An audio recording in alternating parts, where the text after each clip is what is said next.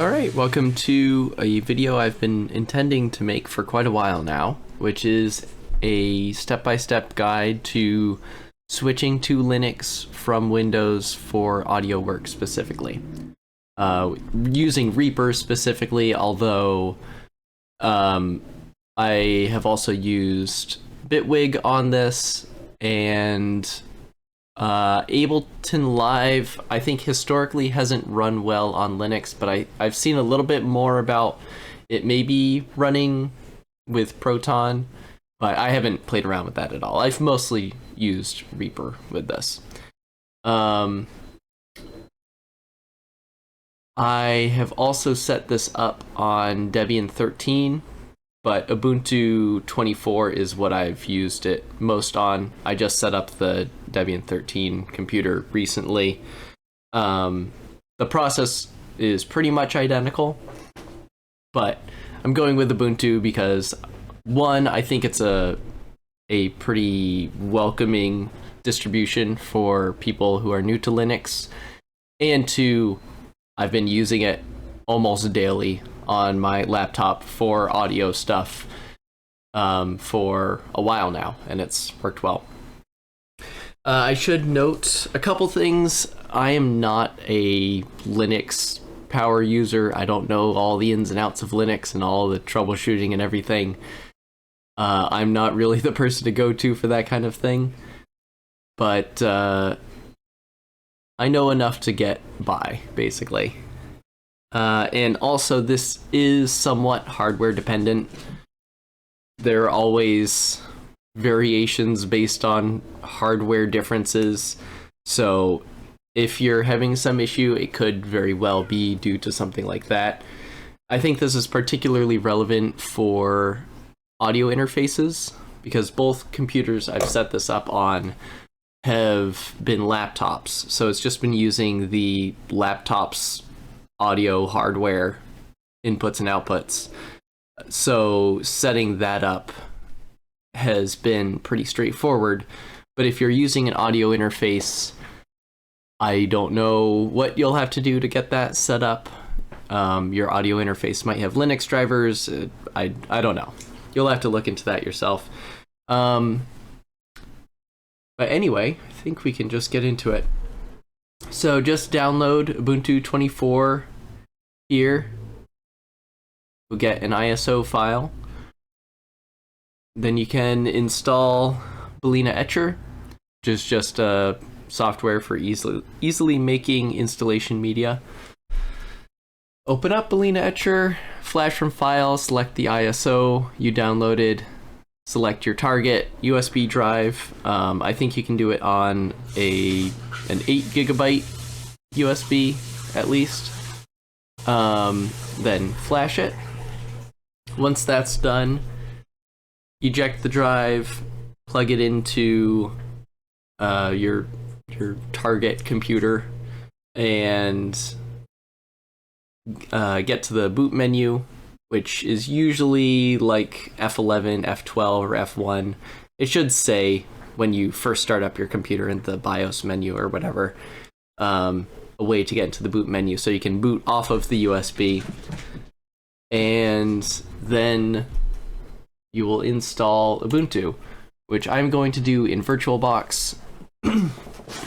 I have attempted recording this like twice. I've gotten like pretty far into the process twice using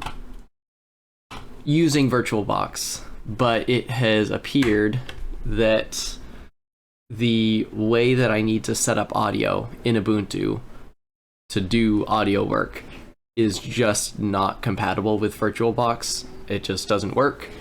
So like I could go through and show how to do all of this, but given that this is a guide of how to get audio and everything working in Ubuntu, having it not work seems kind of counterproductive. So I'm just going to be doing this installation part, this little introduction basically, in VirtualBox, and then I'm going to switch to a fresh Ubuntu installation on just a random ThinkPad I got cheap, to do the rest of this guide.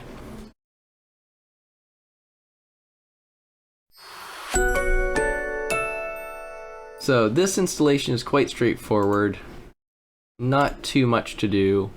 You'll probably have to connect to your Wi-Fi here. I don't know if you need to update the installer or not. It always asks to do it. I'm not really sure why, but it doesn't take long or anything, so I usually do it anyway.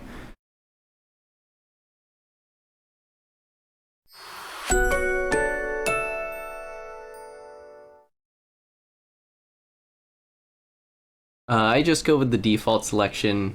You can get more software and stuff pre-installed if you go with the extended selection, but you can just install that stuff later if you want. You want to check both of these.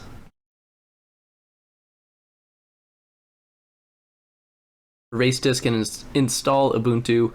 If you're going to dual boot or something like that, you'll have to manage your partitions, but I'm just going to go with erase disk and install Ubuntu here.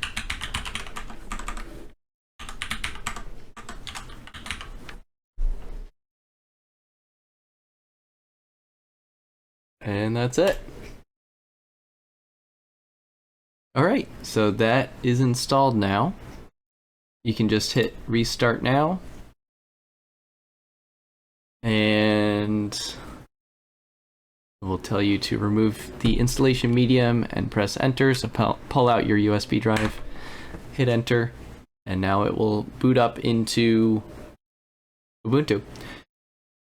All right, so let's log in. And we're in Ubuntu in a minute. If you would like to use Debian instead of Ubuntu,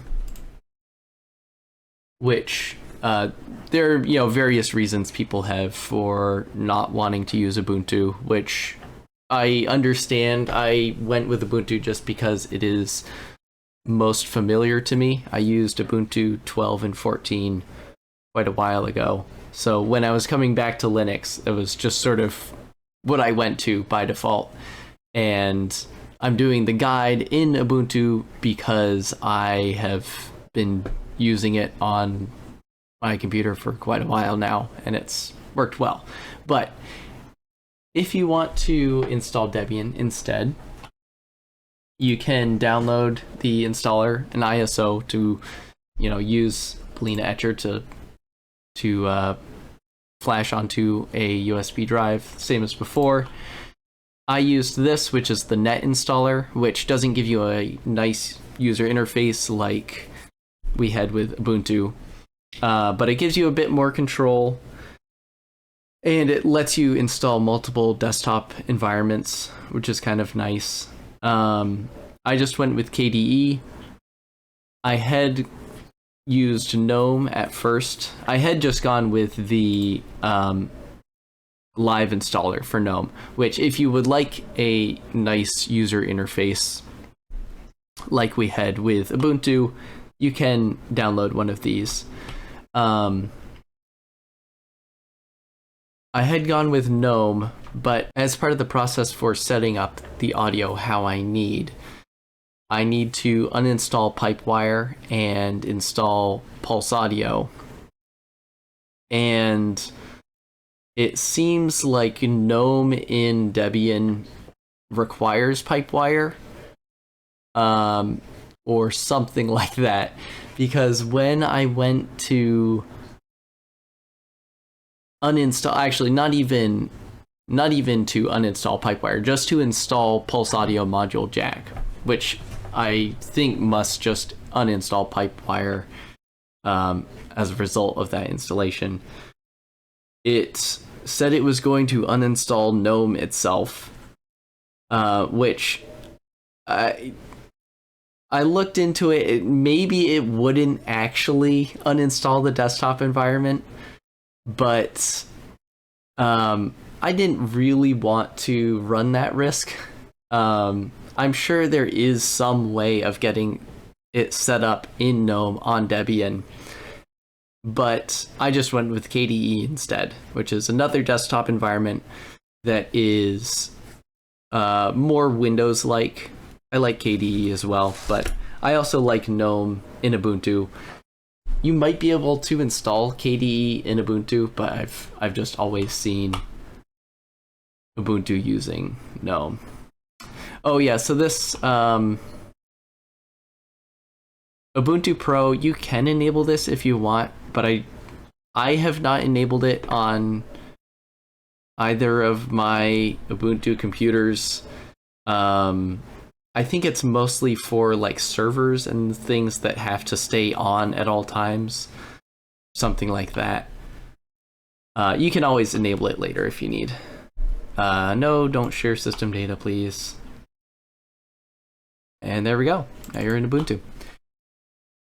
Okay, so I will be back shortly once I have a laptop set up with a fresh installation of Ubuntu. All right, I'm in my mostly fresh Ubuntu installation. I installed OBS to be able to record this, but that is all. The only things I've done since installing Ubuntu are opening up Terminal, which you can open by pressing Ctrl-Alt-T or just clicking here and then starting the terminal from there, and sudo apt update, which you should do sudo apt update and sudo apt upgrade after doing your fresh installation of Ubuntu. I'll explain those a little bit later on. I've already done it, obviously, so it didn't install anything, but you'll see it install some packages as it upgrades. And then I installed OBS, which is just adding the OBS repository and installing it. You don't need to do that. I'm just giving the full list of everything I've done since the completely fresh installation. Okay, so let's begin. I think I should start by giving a brief overview, a little crash course on Terminal, this thing, which I think is one of the things that people find intimidating about using Linux. And it doesn't really need to be. You don't have to use it a ton. There are some tools you can install so you can have graphical user interfaces to do things that you would otherwise do in Terminal. For example, one that I would recommend getting is sudo apt install synaptic, which is a way of installing packages through the package manager in Ubuntu without using Terminal. So we can just open up Synaptic Package Manager, put in our password, and now we can browse and install and remove and upgrade packages through this graphical user interface, which is kind of nice.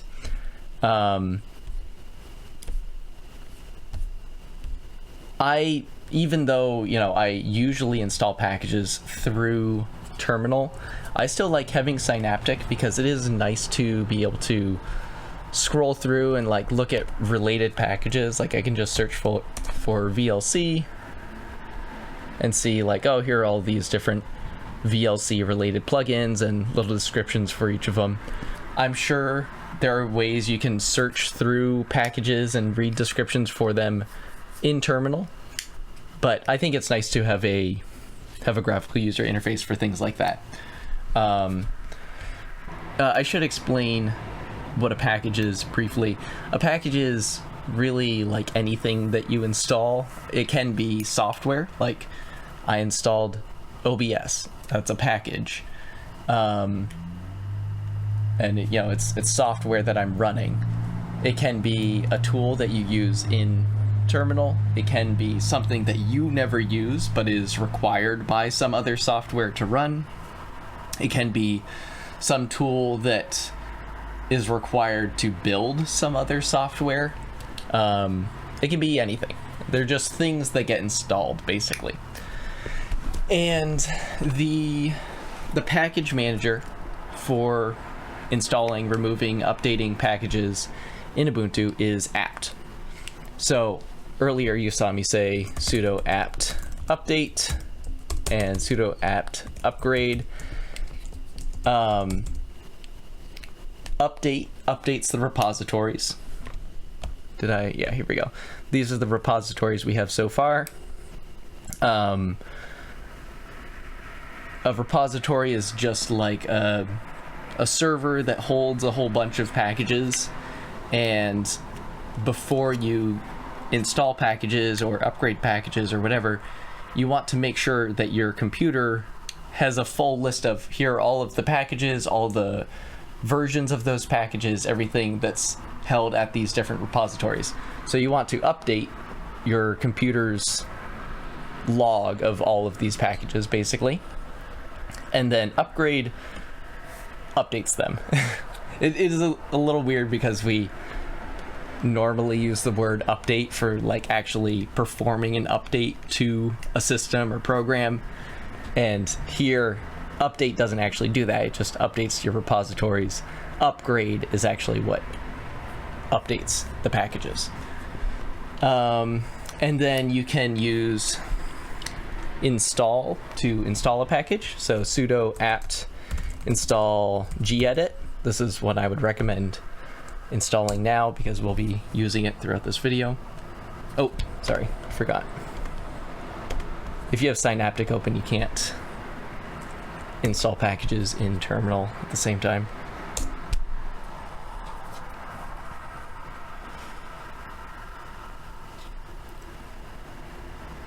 And to just open up software, you can do that through the terminal. You can also do it, launch software in the more normal way here, but you can just say gedit to launch text editor.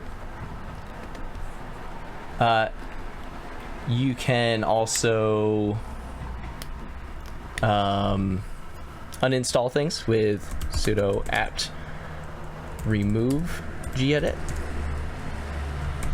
to uninstall something, but just reinstall that, or actually just don't actually uninstall it like I did, because we do want to have that here.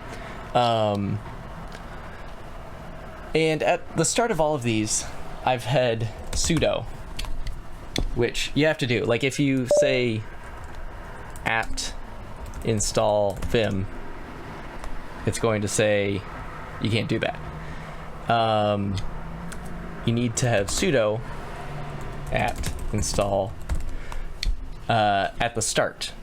And sudo means super user do, which essentially means you can do anything with it, which is power to be feared, because you can just say sudo delete my entire hard drive. You need to be very careful when putting in commands that start with sudo, because it can do literally anything. The gloves are off, basically, when you type sudo. So be very careful about that. Similarly, scripts. We'll actually be running a script a little bit later, but be very careful about running scripts. Scripts, generally, it'll be, the name of the file .sh. And a script is really just a series of commands that gets run. And a script can do literally anything. It can delete your hard drive. It can install a keylogger. It can send all of your personal data to some remote server. It can do anything. So I would not recommend running scripts, just as kind of a general rule.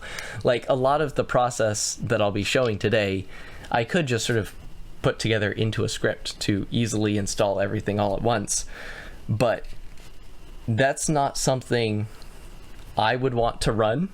Like if I was watching this video, I wouldn't want to run that, because it's just sort of kind of dangerous to run a script unless you are proficient enough in scripting that you can read the script and understand everything it's doing.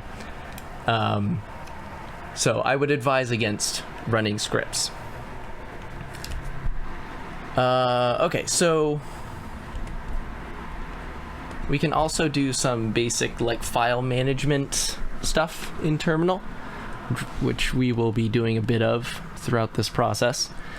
You can see, I don't know what this is called. I really should look it up. But this is, I don't know, kind of like this is saying, this is your username, and then this is your computer's name. And then this little tilde means it's your home folder. You're currently in your home folder, which is the same thing as like your user folder in Windows. If you type ls, it lists all of the files and directories in the current folder. So you can see there's documents, music, pictures, all that stuff. Commands can have options or flags that you can add to them to modify what they do. So you can say ls-a to list everything, including hidden files. So these files that begin with a dot are normally hidden, but because we added the -a, it shows them.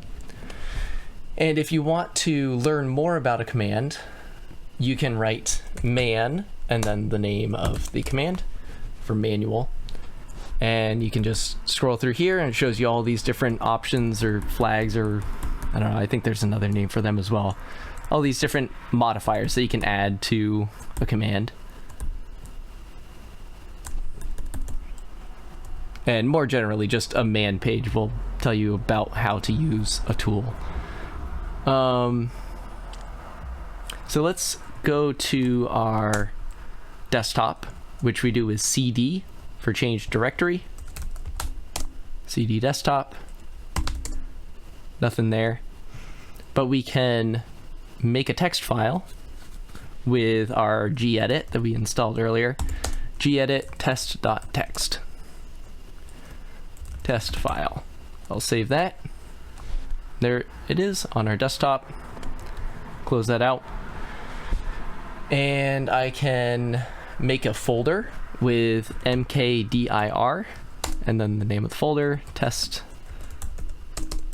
folder. Oops. There's our folder. I can copy a file with cp, so I can say cp test.txt test copy.txt, and then I can move a file with mv test copy.txt. I'll move it into the folder test folder, which I've been doing this without mentioning it, but as you're typing a name of a directory or file or even commands, sometimes you can press tab to autocomplete, which is very helpful. But the little sound you might hear, actually probably aren't hearing it because I don't have audio set up in OBS yet, but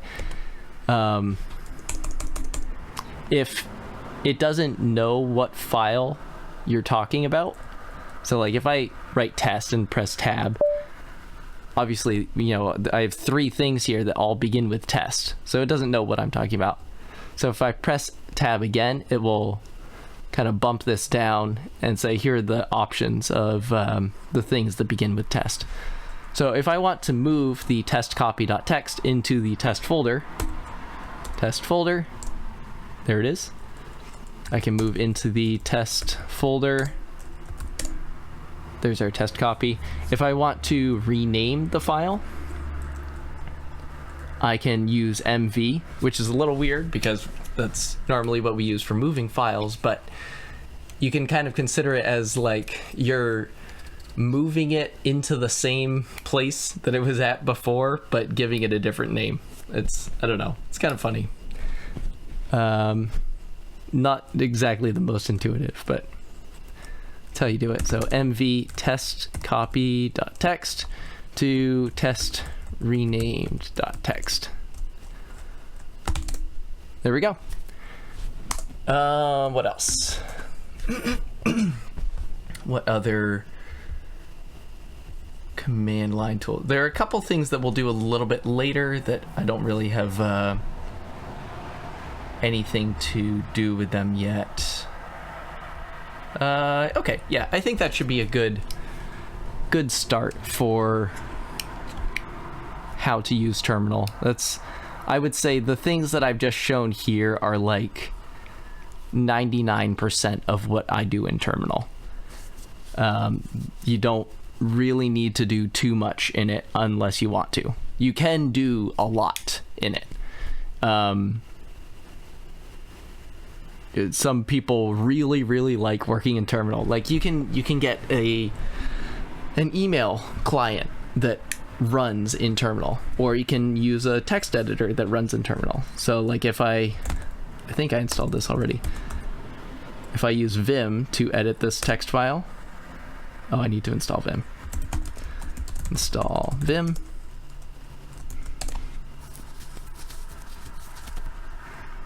Vim is just a text editor that runs in the terminal. So I can say Vim test rename.txt, and now we're editing our file. Oops.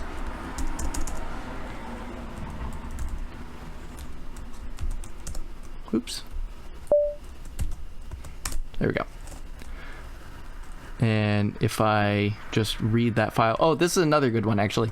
Cat just prints out the content of a file. So if I cat test renamed, it shows that's what's in there.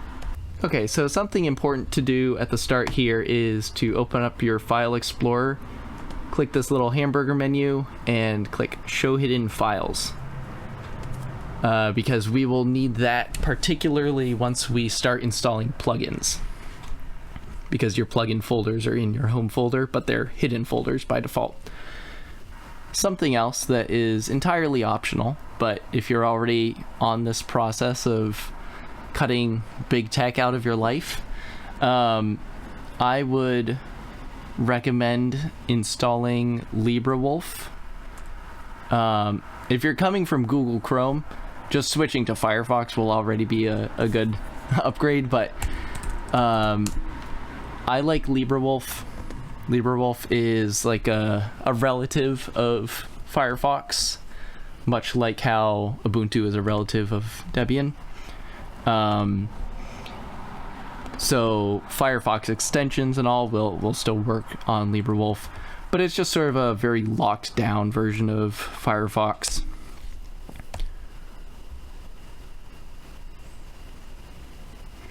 Doesn't have like all this clutter, all these advertisements, and I hate it.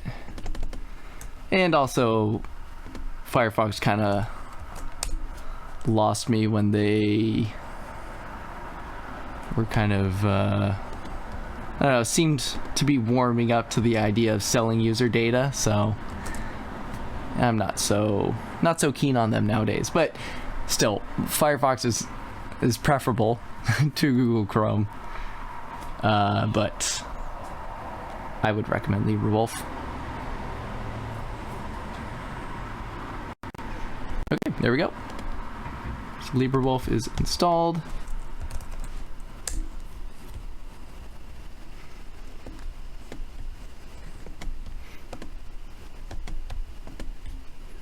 And LibreWolf, it comes with uBlock Origin pre-installed, which is very nice. And LibreWolf does not store your passwords, so you need to install a password manager. I use Bitwarden, which is free, and it's been good for me. So you can just install the Firefox extension for it.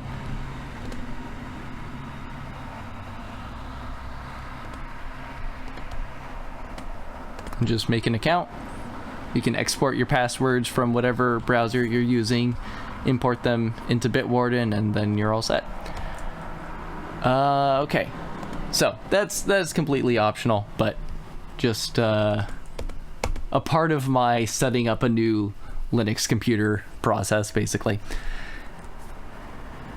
So let's get to the actual audio setup, and we'll see how this works with OBS, because I'm a little concerned that it might interrupt the recording, but we will see. Open up terminal. We need to give ourselves real-time privileges. So sudo group add audio. This, I don't think this is actually necessary because I think the audio group already exists. So you probably don't need to do that. Then you want to add yourself to the audio group.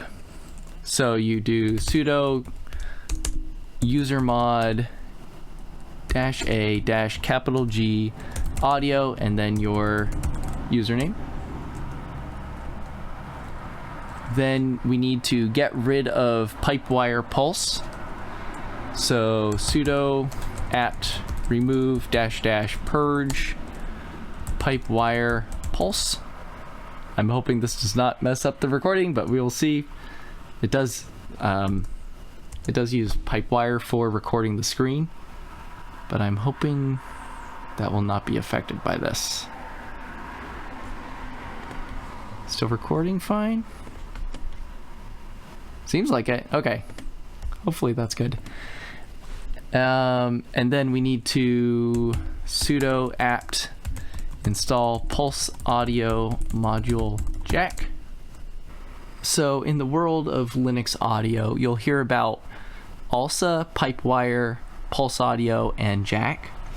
These are all things that handle audio. I think ALSA is beneath all of them. I think it's what actually communicates the signals to and from the hardware.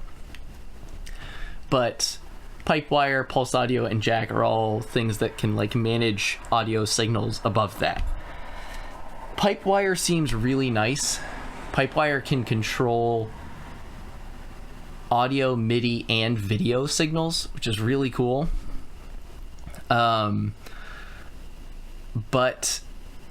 as far as I can tell, if we want to use Windows plugins with yabridge, Pipewire just does not work. I spent a long time trying to get it to work, and I completely broke my audio, and I was just getting like crunching sounds, and it was not good. So we use PulseAudio+JACK instead, which allows PulseAudio and Jack to work at the same time. I think it routes the audio from PulseAudio into Jack, which the benefit with this is that makes it so it's not like one piece of software has exclusive audio control, sort of like ASIO. That's why I don't like ASIO. Part of why I don't like ASIO. So we can have, audio from our DAW going into Jack, but then audio from a web browser playing a video or whatever going into PulseAudio, and then that goes into Jack. So we can be hearing audio from multiple sources at the same time, which is a necessity for me. So that is why we're installing PulseAudio+JACK, or why we already installed it.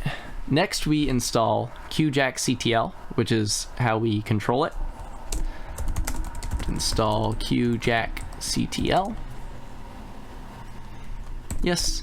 By the way, I will have a document in the description that has links and segments of code and all that you can copy. Some of these things, like some of these early steps, are easy enough to just type in, but we'll be getting to some things where you will definitely want to be able to copy and paste commands.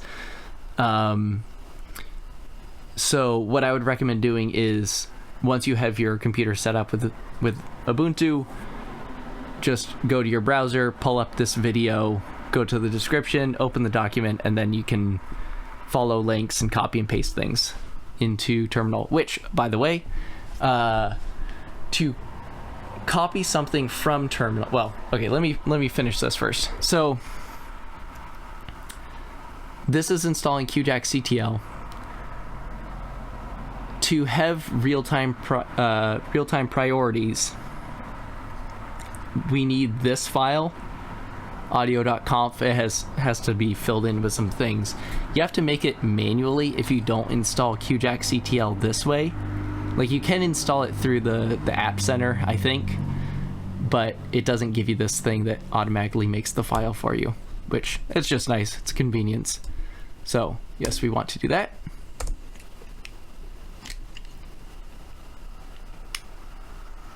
Okay, so I was starting to say, for copying and pasting things to and from terminal, if you press Control C, if I just select some stuff, press Control C, you see this thing pops up here. It inputs Control C as like a command, I guess. And if we, try pasting something into terminal, it doesn't do anything, or it just puts that in. So to copy something from terminal, you have to press Control Shift C, and now we can just paste that in. And to copy something from outside terminal and then paste it into terminal, you press Control Shift V. So you just have to add Shift to whatever the command is. Also, speaking of Control C in terminal, if you let me just gedit test.text. So if I have some process running in terminal, you see this little thing that comes at the start of the line before I start writing in my command. This thing doesn't come back in on this line because a process is currently running until I close this. Now it comes back in because that process is done. And if I try closing terminal while that process is running, I'm going to get a warning because it knows something is running in it. So normally you want these processes to run and finish properly. You would want to just save and close out this window yourself. But if something is frozen or just not responding, some bad situation where you need to close things out, some process in the terminal out manually, you can do that by pressing Control C. And see, that just closed out the gedit window. Okay, so now we need to set up QJack CTL. So we can open up that QJack CTL.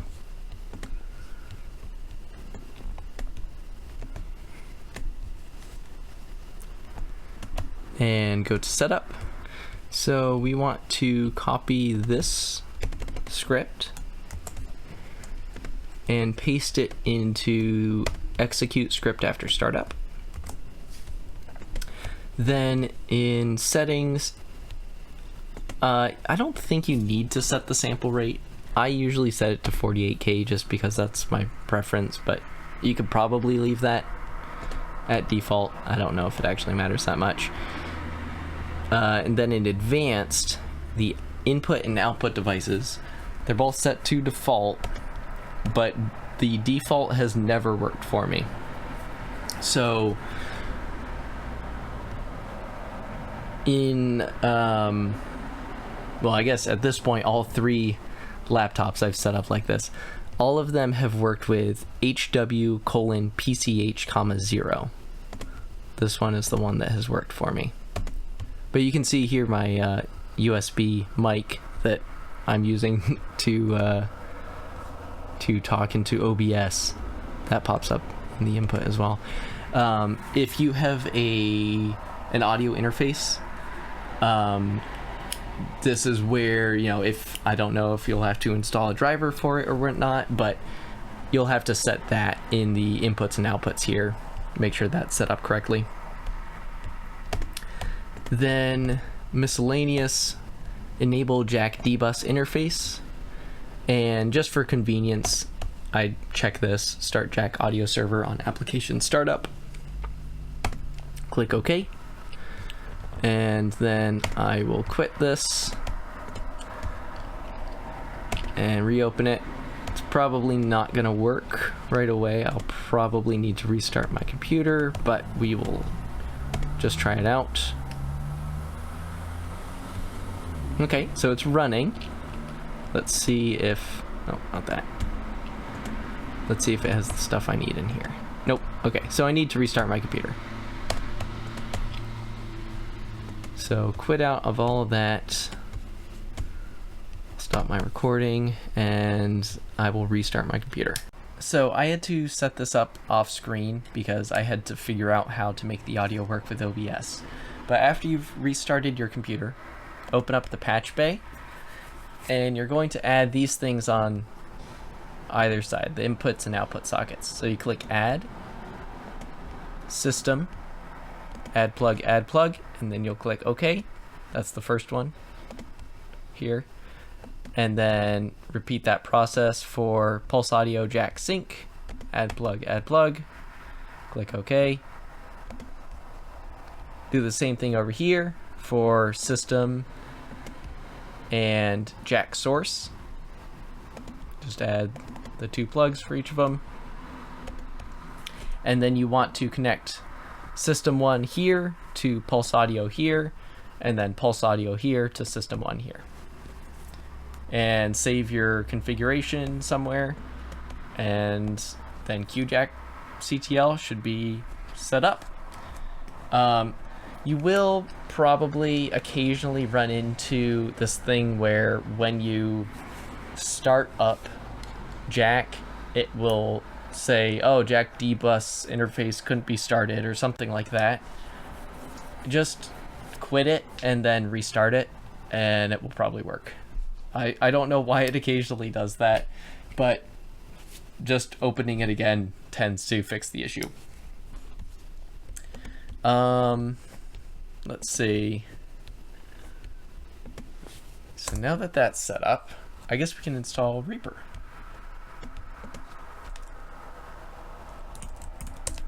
Sorry for the background noise here. I'm recording this in a different place.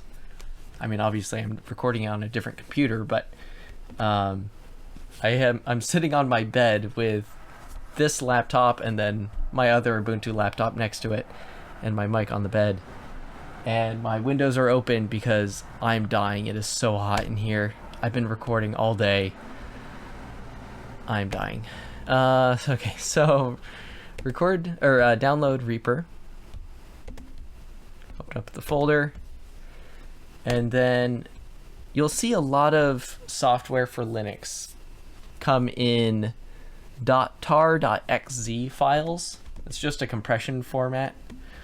You can decompress it with tar-xf and then the file. I think you can also probably just unzip this. You can just extract it directly. It seems to take longer for some reason. Let's see. I don't know why that takes so much longer to do it that way. I usually just do it through the terminal because it's very fast.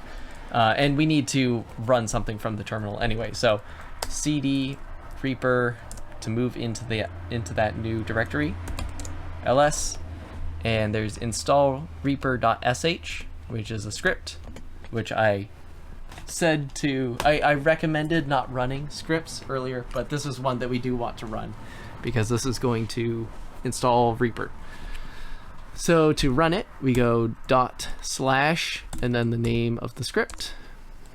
I haven't really played around with all the options here. I'll just show the way that I have always installed it, which is I for install Reaper, 1 to install into opt rather than the home directory, yes to add desktop integration, yes to symlink, and yes to install.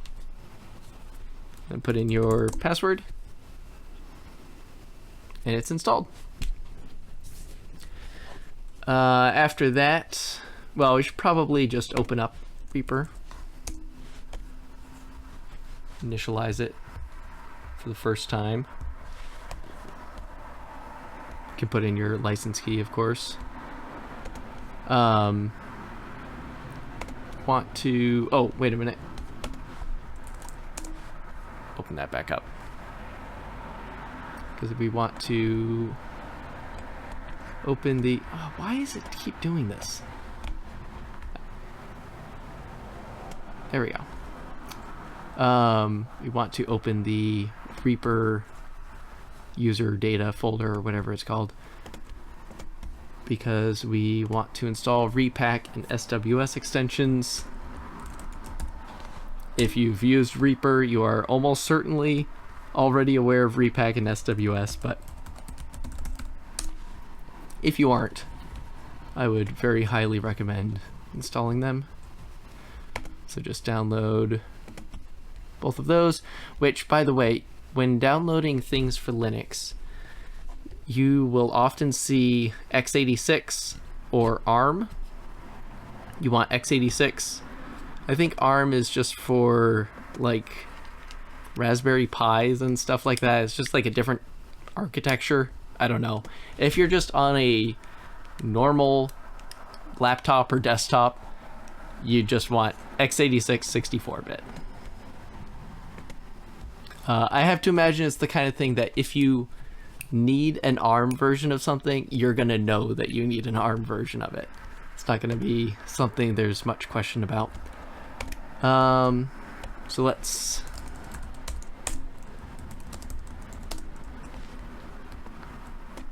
extract this. Got those folders. We'll put repack in the user plugins, and then we'll just merge all of these folders into the Reaper folder.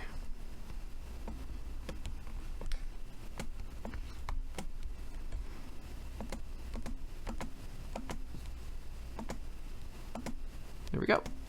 So those are installed. Let's just restart Reaper.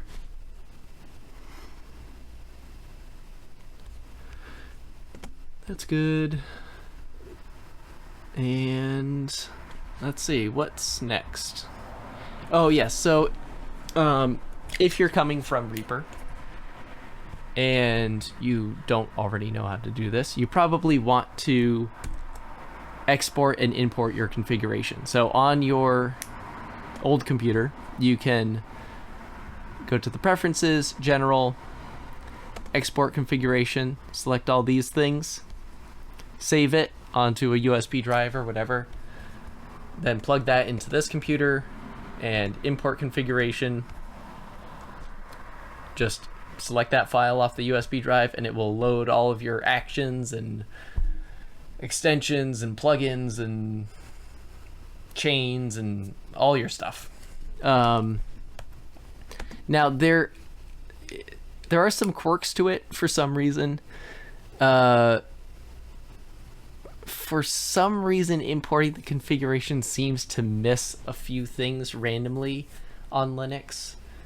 I can't even think of any specific examples of things, but I just know that early on, after I imported my configuration, I would every now and then stumble upon like, oh, this action doesn't, it's missing its shortcut or something like that. Just random little things like that.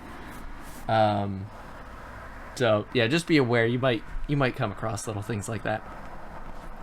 In particular, or I guess one additional thing to know when sort of setting up Reaper is that the shortcuts for changing item pitches and rates don't work by default in Reaper on Linux for some reason. So you see these have Shift+3, Shift+5, Shift+4, Shift+6. I'm just going to download an audio file. Okay, so I'm going to drag my audio file in here.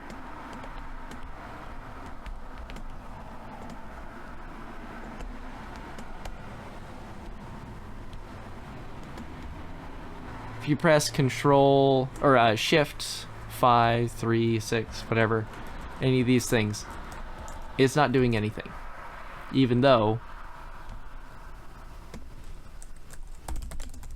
here are the shortcuts. So for some reason on Reaper for Linux, Shift plus 3 does not equal #, which is what typing Shift plus 3 inputs. So you have to go through these if you want to use these shortcuts. You have to go through these and type them in. So I'm just typing Shift plus 5. It comes out as a modulo. Shift plus 4, $. Shift plus 6 is a, I don't know, is that a caret? Something like that. I don't remember what that thing's called. I don't know. It's just a weird little quirk that if you want to use those shortcuts, you have to fix those because they don't work by default.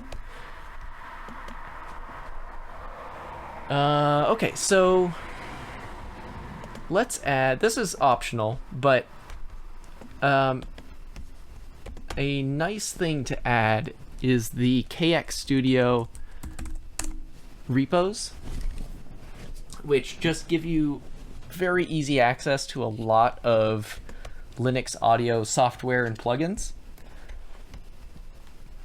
So just go to the KX Studio website, click repositories, and then run these commands. Oh yes, I forgot to explain before. So you see these commands use apt-get. Apt-get and apt are, as far as I can tell, virtually identical. There might be some difference in some specific situation, but I don't know that I've come across one. I just use apt because it's shorter, and I think I have heard that apt is preferable for whatever reason, but you may see in instances such as this where people give commands using apt-get rather than apt. So just know that it's essentially the same thing. So we haven't installed anything here. We've just added the KX Studio repos. So let's sudo apt update to update our repositories so it can figure out, oh, here are all the packages that are in these repos. See how many repos added. A lot. And now we can just install something from them. So you can just kind of scroll through, see what plugins they have. They have a lot of good stuff.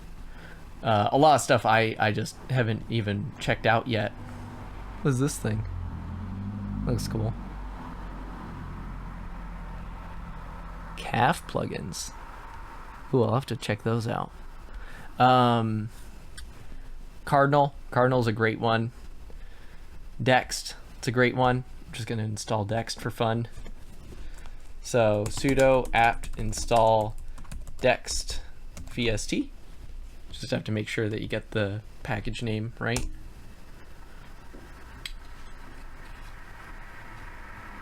And there we go. Dext is installed. So, you know, it might take a little getting used to installing things through terminal, but once you get used to it, it's kind of crazy how much easier that is to install than needing to open up a web browser, use a search engine to search up the website for some plugin, navigate to the page on the website where you can download the installer, download that, run the installer, set up, you know, goes into this directory, whatever like that. Here it's a command, and then 10 seconds later it's installed. It is so much easier and faster. It's kind of crazy. So once you get used to it, it's pretty nice. Okay, so yabridge. Yabridge is how we use Windows plugins in Linux. So just search yabridge. go to the GitHub page. This page has all of the information you could need for how to set up and use and troubleshoot yabridge, but there's a lot of information there. So I'm just going to go through my process for setting it up. But if you come across any issues or anything, this is the place to check. So we'll go to releases, download this,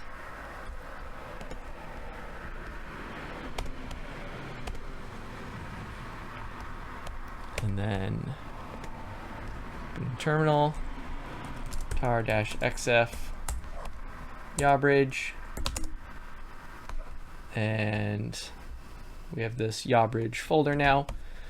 So we want, we want to put that in our home folder /.local/share. So we can use mv. Well, actually, let's just do it for to keep things approachable. We'll just do it in the file browser. So we'll cut this, and then home folder, local, share, just paste it here. Then we need to install Wine, which is a compatibility layer for Windows software. You can use it to install Windows software in general, but it's what we'll be using both to run the installers for the plugins, but also it's how yabridge actually makes the plugins work. So,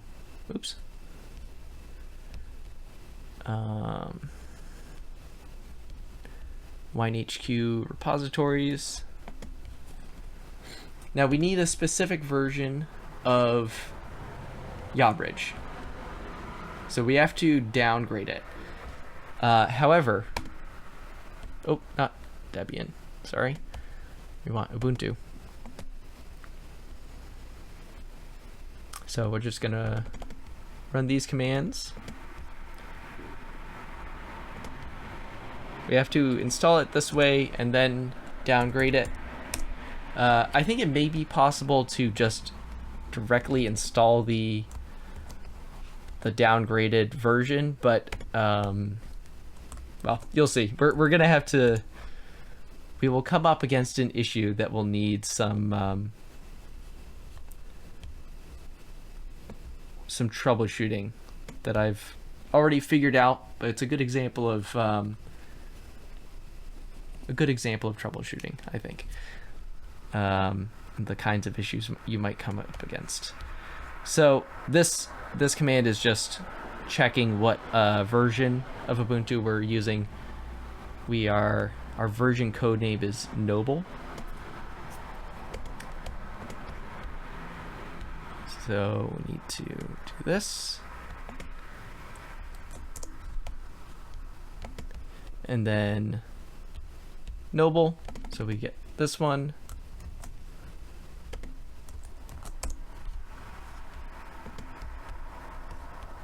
Update.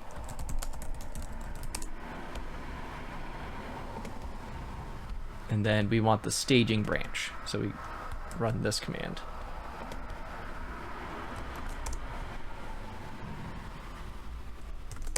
Yes to that.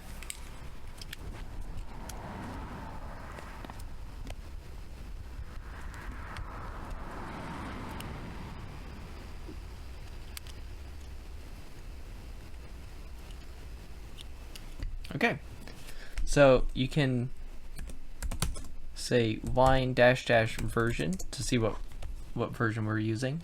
Wine 10.16. We need wine 9.21. So to downgrade it, we will run this command from the yabridge page. It's under the downgrading wine section.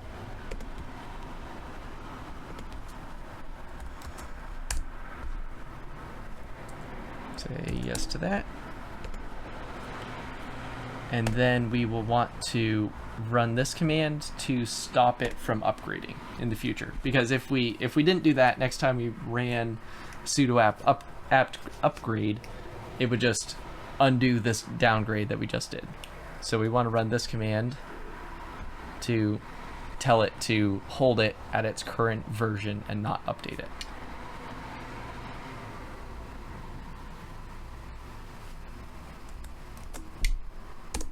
Here we go. So let's install a Windows plugin. I'm going to install Valhalla Supermassive, one of my favorite reverbs, just one of my favorite effects in general, I guess I would say. I love it a lot.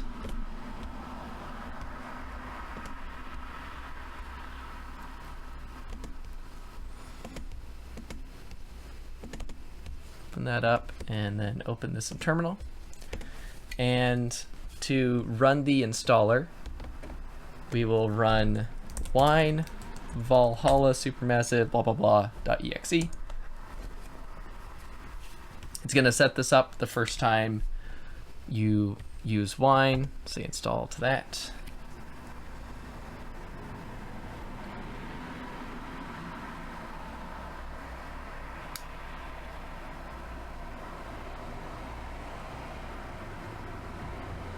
Updating the configuration.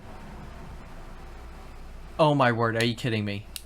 Okay, so you know how I mentioned that we were going to do some troubleshooting?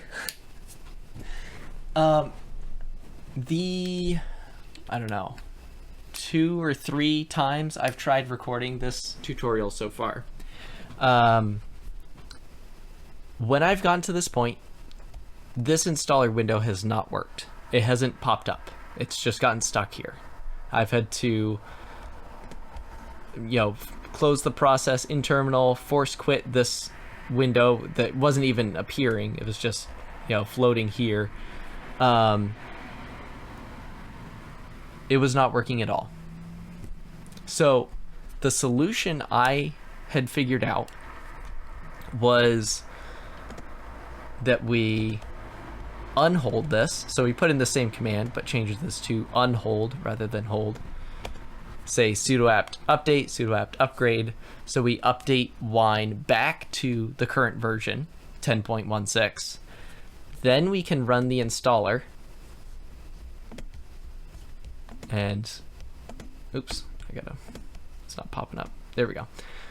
We can run the installer, install the plugin, and then downgrade wine again using this command, hold it again, and then we can use it through yabridge. So that was what I had figured out as a solution to this issue I came up against like 3 times. It seemed very consistent that it was happening every time on this computer, except this time. No, this time it just worked right away. I mean, that's nice, but I felt like it was a good example of troubleshooting.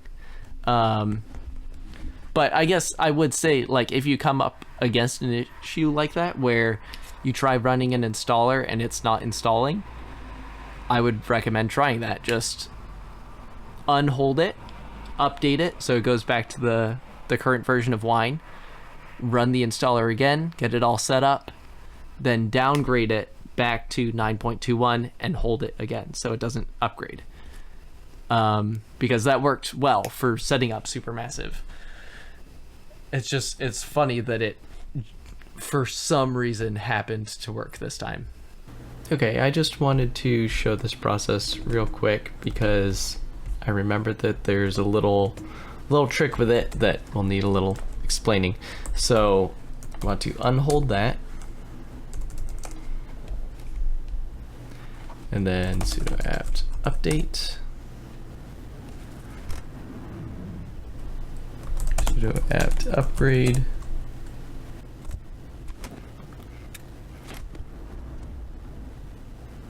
okay, so it was updating other stuff as well, but it failed while I was working on updating wine. And to fix that, we have to say sudo apt -- fix broken install.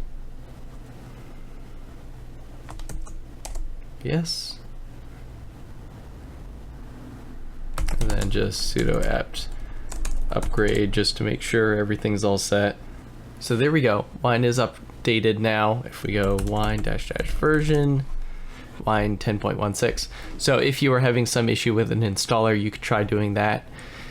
The thing I just wanted to show here is that when you unhold wine 9.21 and then upgrade it, you'll get this error where it's not able to finish upgrading it, and you just have to run this command to fix that.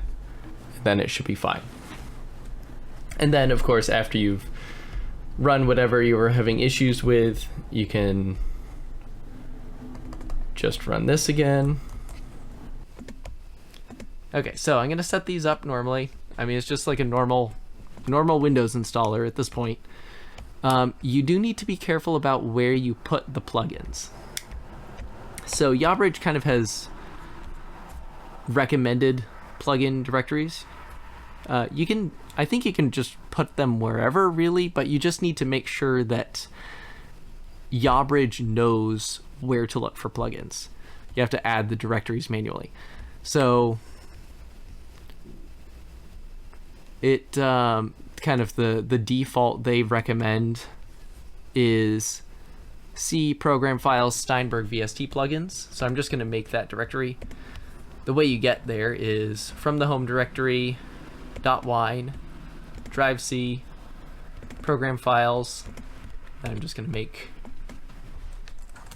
Steinberg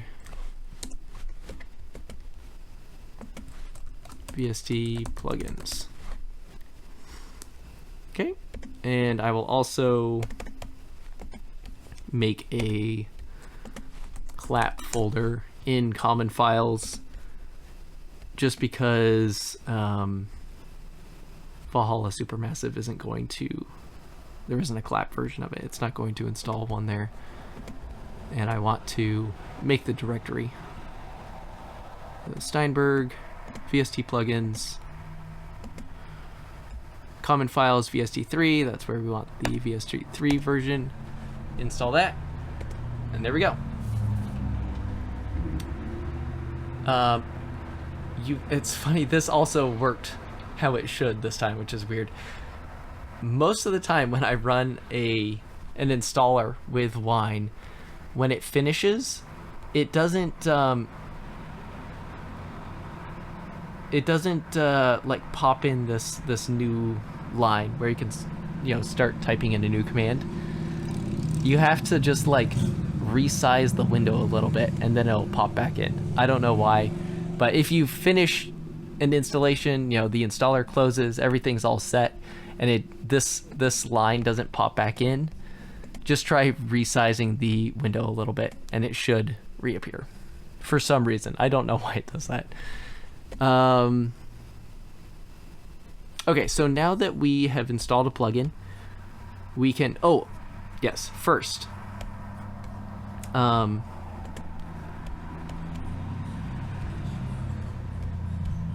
CTL is how we it's yabridge control. It's how we control things in yabridge, and that is located in .local share yabridge CTL.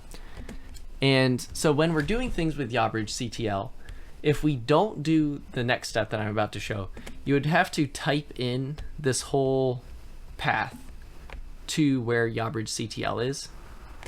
So instead of doing that, which would be, I don't know, waste of time, we can just add this path into a file so that Ubuntu knows when we say yabridge CTL, we are talking about this file right here.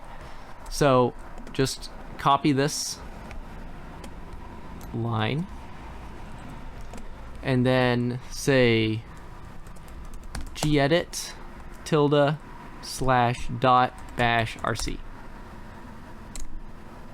and it'll pop up this file. Just scroll down to the very bottom, bump it down a line, paste that in there, save it, and that's all set. So now you can access yabridge CTL from anywhere directly without having to type in that whole path. So we need to tell yabridge where our plugins are stored. So to do that, we can just copy and paste these lines.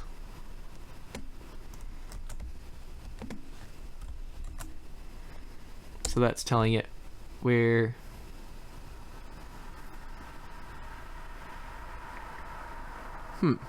why is that not working?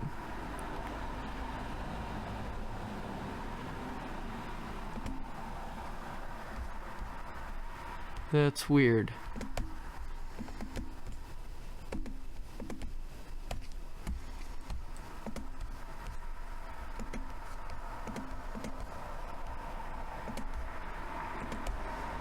Okay, let's cat.bash rc. Okay, that's there.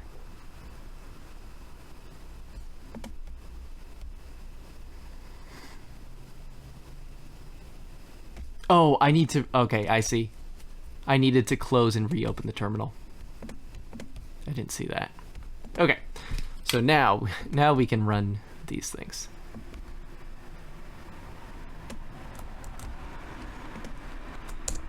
Nope, why did it do that?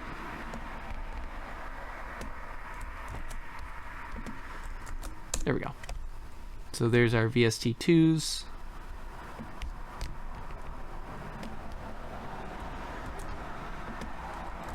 VST3s.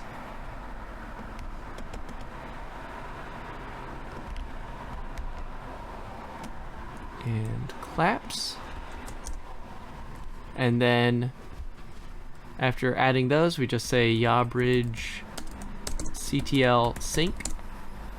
That sets up the Windows plugins so that Linux can use them. You can see finished setting up 2 plugins. It's just the VST2 and VST3 versions of Valhalla. So now let's open up Reaper. Oh yeah, and I'll pause for a second so I can make sure you can actually hear the audio. Alright, so I have it set up so you can hear audio from Reaper now. Just in case you're curious, this is not really the most ideal way of setting this up, but just in case you need to record something with OBS, I'll show you how I have it set up. I have a jack input client here and a screen capture with Pipewire for capturing the desktop. The jack input client makes, if we open up the graph here, this, this OBS Studio, these inputs here.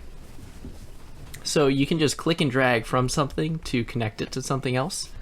So I have audio coming out of Reaper into OBS Studio, and then I, just for the purposes of recording this video, set the input device to be my USB microphone, and then I have that going into the inputs in OBS Studio as well. So it's not ideal because they're sharing a channel basically, so I can't mix them individually, but I think I've got them balanced well enough. You're not going to be hearing that much audio from Reaper anyway, but I wanted you to be able to hear enough that you could actually hear things working. Okay, so in Reaper, I have this. This is just what I tend to use for testing audio, the Spectra Paint synthesis, just because it's so easy. So let's add Supermassive.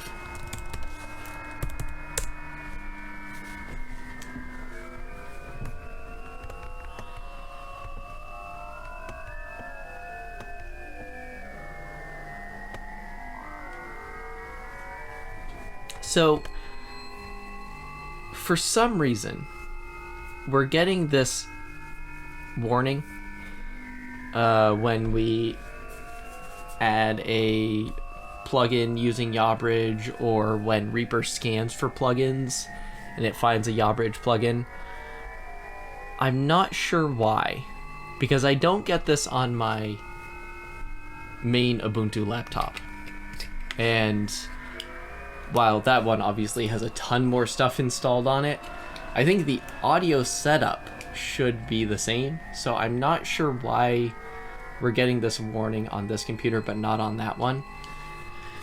This warning I used to get when I was trying to make it work with Pipewire. And at that point, they just weren't working at all. But you can hear it's working. So I'm not really sure why we're getting this warning.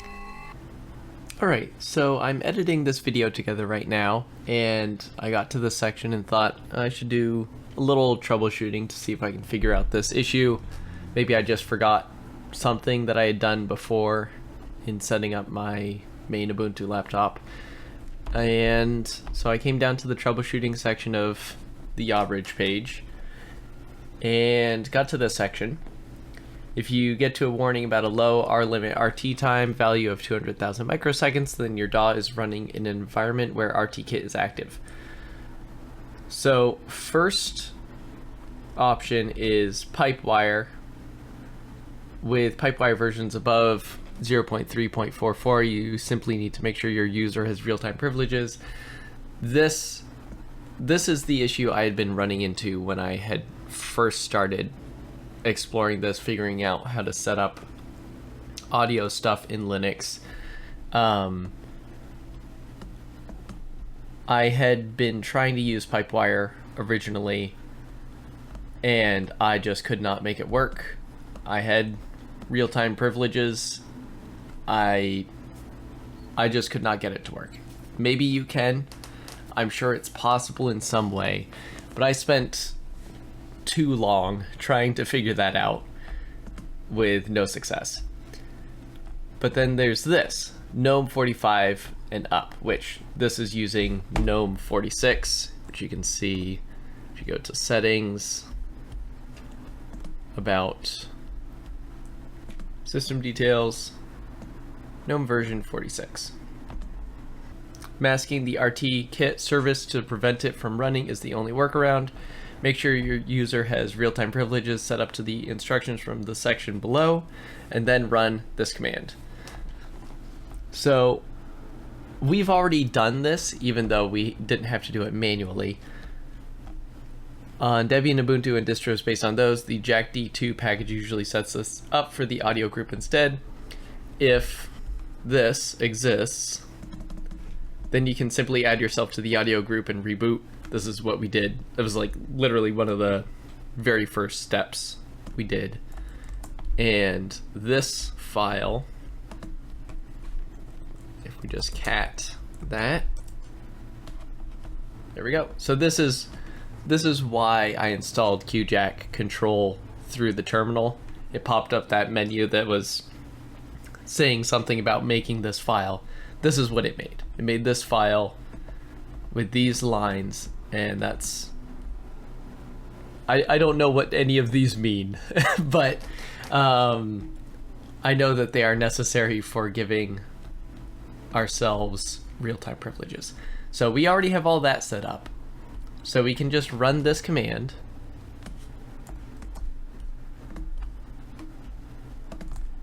Which I'm not going to do now because I've already done it. But run that command, restart your computer, and now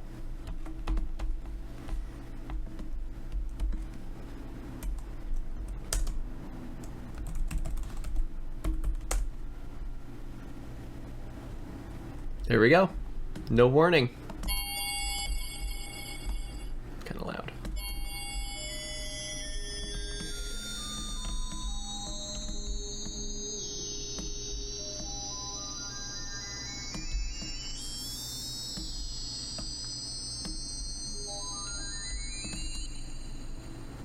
Okay, there we go. I'm glad I kept this computer around for now. I was thinking of just completely resetting it and getting it set up for my mom, but I was like, I might need to record some little extra bit here and there, so I'm glad I kept it available just to record this section. The only difference beyond, obviously I've just installed a ton more stuff on this computer that I've been using for months at this point, but the only sort of relevant difference I can think of is that on that computer, at the very start of this process, something I didn't do on this one is I install the low latency kernel with sudo apt install Linux low latency. However, I don't think this is necessary. I put together all of this information from reading countless forum posts and watching videos and all this, and a lot of them are from years ago. So some of the information is liable to be outdated. And I think at this point, whatever advantages the Linux low latency kernel had have just been added into the main kernel. So I don't think you need to do that. And even on a prior attempt of doing this setup on this computer, I even tested it. Like, after I got all this stuff set up, and I would get this warning when adding a yabridge plugin, I went and I installed the Linux low latency kernel, and I still got the warning. So I don't think it's a matter of the kernel. We have real-time privileges, and it's working, so I think it should be fine. Unless you run into some things not working, which it is possible for some plugins just to not work. Like unused plugins. Unused plugins just do not work with yabridge. You can compile them. I'll go over that a bit later. Some things just won't work with yabridge, but the vast majority of things I've tried have worked just fine. Oh, okay, so one thing that is a bit of an inconvenience, but not really that big of a deal because you kind of just set it up once and then you're fine, is this volume control, which should be going to PulseAudio+JACK sync, does not affect the output from REAPER. You can see I can turn this up or down, and it's not changing REAPER's volume. But you can hear it's affecting the system audio. This has not really been an issue for me because I've just gotten the system audio level and the REAPER audio balanced how I need, and then I just leave it there because I generally want to work from a consistent level. You know, I don't want to be adjusting my levels all the time because then I don't know like what my baseline is. But in that process of balancing these and getting them set up how you need, something you may find useful is also Mixer, which is sort of below Jack, below Pulse Audio. It's the master output, and you can use terminal to control that. So just write also Mixer, and this is it. This is just a mixer. You know, navigate with your arrow keys, turn things up or down. Pretty straightforward. And then just once you have things balanced how you need, just press escape and you're all set. I do find that for some reason the output volume of REAPER tends to be quite loud. The levels don't look very high here because, you know, this is only outputting at like minus 30, minus 33 dB. But if this was up like closer to 0 dB, it would be, for me wearing earbuds, like deafening.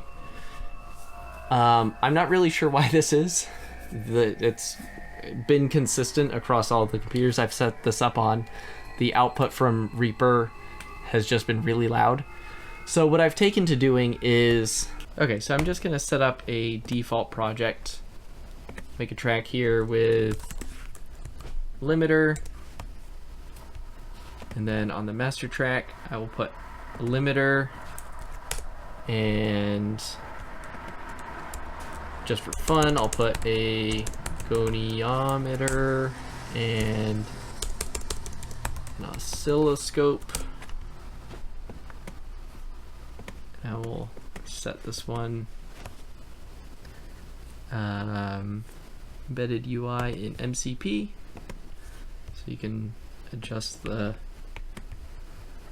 height here, so you can get a little preview of the goniometer, which is kind of nice. And then I'll put a gain control plugin in here, which for that, I'm sure there's some built-in one in Reaper, but something else I wanted to show how to do anyway is to install Linux plugins. And the best one to install is AirWindows Consolidated specifically. If you aren't familiar with AirWindows, this guy makes incredible plugins every week. He is a DSP wizard. He's awesome, and his plugins are awesome. He has like hundreds of them. It's crazy. Literally every week he releases another one. And so you can get this consolidated version that I'm installing now, or you can download the individual VST2s, which are also nice to have sometimes, since you can just search for them directly in the Reaper effects search window. But I'm just going to install the consolidated version for now. So just unzip that. And we have our LV2, VST3, VST2, which it doesn't have a file type. I think VST2s or VSTs are usually, they have no file type, or they're a .so file. And then our clap. And to install those,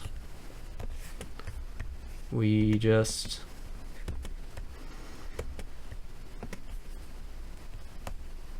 in our home folder, we have a .vst folder, so let's put the VST in there. Oops.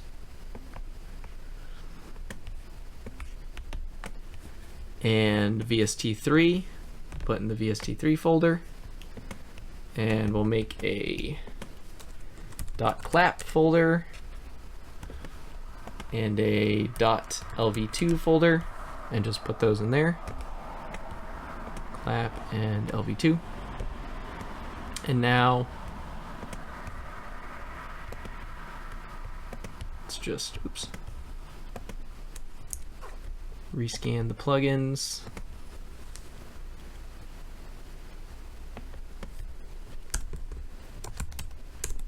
And add AirWindows Consolidated. And I'll just put filter by collection, all plugins, so it can show all of them, and then bit shift gain -3 or 4 bits. You don't have to use this one, obviously. Any gain control will do. But I just put something on here that brings down the level like 18 to 21 decibels. Right on the master track after the limiter. So that way I can have the volume slider up at 0 decibels, so I can kind of control it normally from here on. It's just in the master effects, it's bringing the level down. However, you want to make sure that I mean, if this is even necessary for you, it's possible that if you're using an audio interface or whatever, you don't need to deal with this at all. But if you do something like this to bring the level of Reaper down, you just want to make sure that when you go to actually render whatever you're making, you just turn this off. Okay, so that will bring things down to a reasonable level. And I'll just save this project as default.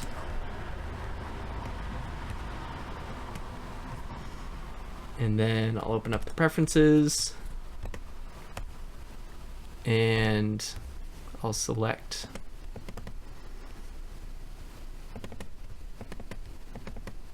this project as the default. So every time I open up a new project, it will basically be a copy of this. So it comes with this gain reduction and limiter on the master and all that.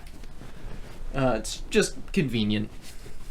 If you are already familiar with Reaper, you're probably already familiar with that. You probably already have a default project set up, but I think it's particularly useful here where if you're in a case like mine where Reaper is just particularly loud, you can just easily turn things down automatically so you don't have to add that every time.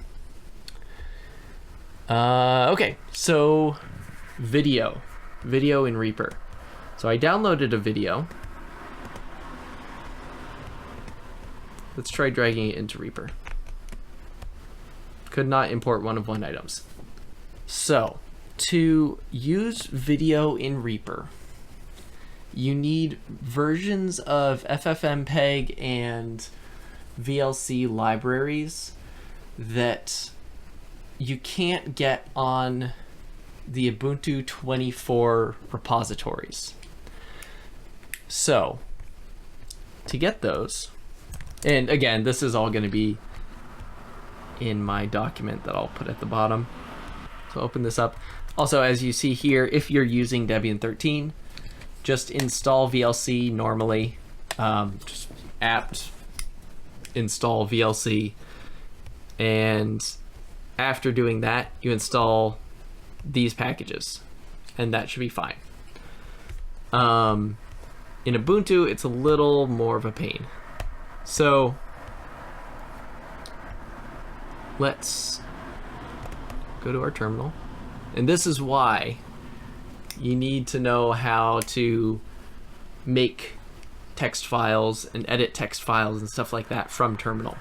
Because we need to make text files, not text files, but .list and .pref files with this content in these directories. And these directories are part of the root Linux file system that Linux doesn't want you touching.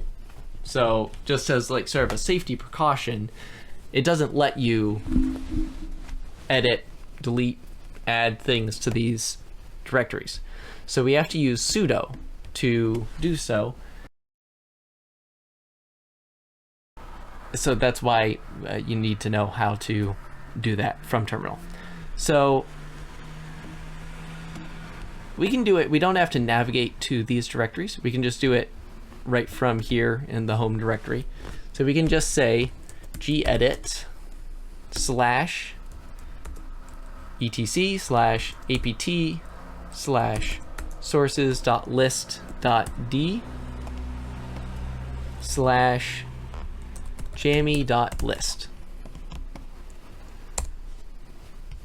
And we'll just copy and paste this into there. Save that. Oh, of course, I forgot. Could not save it. You do not have permissions. We have to add sudo to the start of that.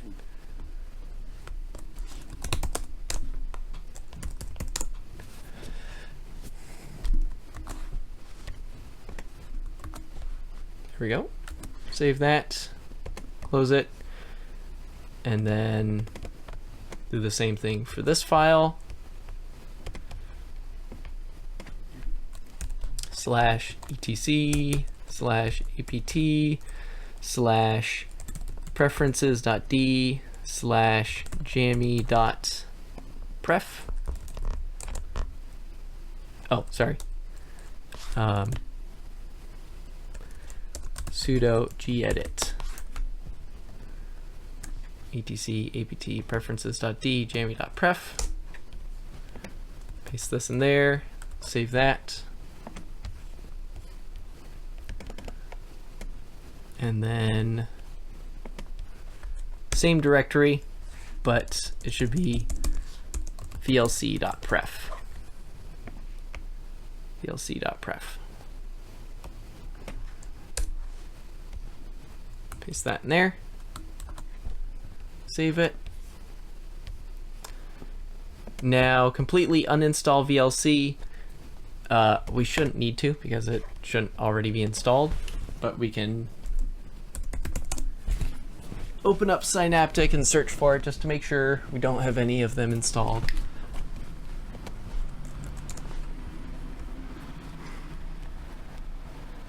Nope. No VLC is installed.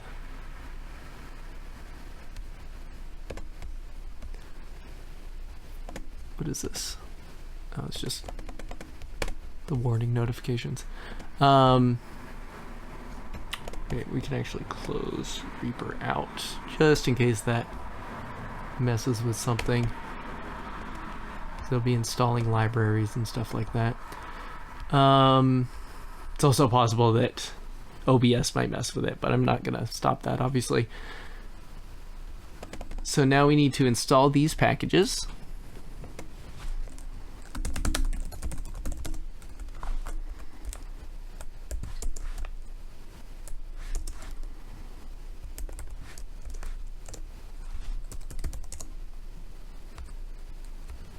Oh, of course, we need to sudo apt update first, because by doing this, we've essentially changed which repositories it looks at for some things. So it's going to check the repositories for Ubuntu 22 for these VLC packages. Takes extra long on this one for some reason. Okay, so now we will install these packages. Yes.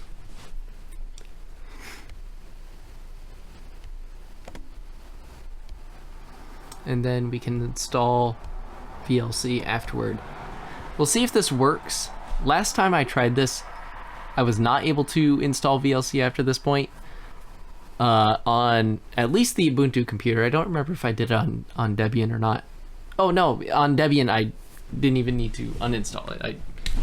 Installing the current version of VLC was actually part of the process. I don't think I had this issue on my other Ubuntu laptop, but for some reason when I did this before, I was not able to install VLC this way. We'll see if it works. Yeah, I don't know why it's having an issue with that, but we can just install VLC through the App Center. This uses snaps, which some people have mixed feelings on, but that's fine. I don't really care either way. I think it is a little messy to have a bunch of different things installed in different ways, but whatever. It's still cleaner than the way you install things on Windows, where just everything is its own thing, you know? So I'll just install VLC here. We might as well also add Flatpak, which is another app store, app distributor kind of thing. That it's just another way of installing software. Some things are only available through Flatpak. For example, Handbrake, you have to install as a Flatpak, as far as I remember. So let's just set up the Flatpak store, or whatever you call it.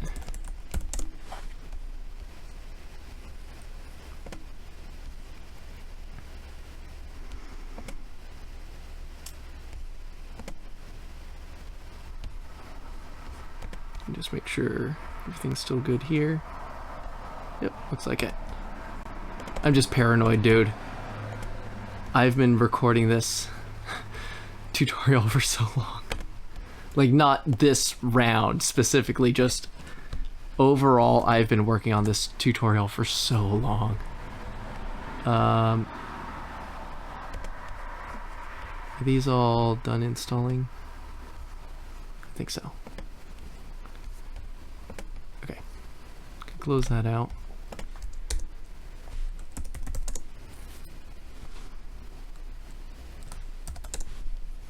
Then we'll install the GNOME software Flatpak plugin. So this will just like install another software store thing.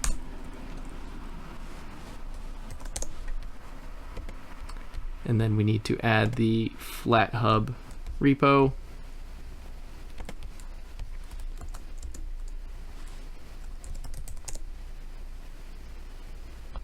Here we go. This is the FlatHub launcher. I'm not going to do it right now because it needs to restart before we can use it, but it's just a convenient thing to have installed. Sometimes you'll just come across some software you need and it can be installed with a Flatpak.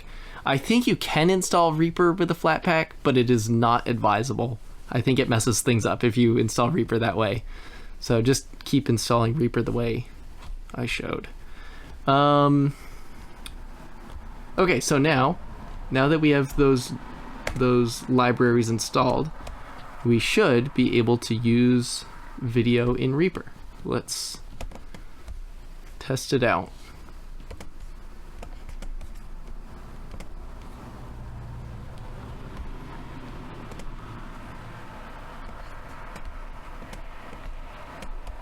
There we go. View the video window.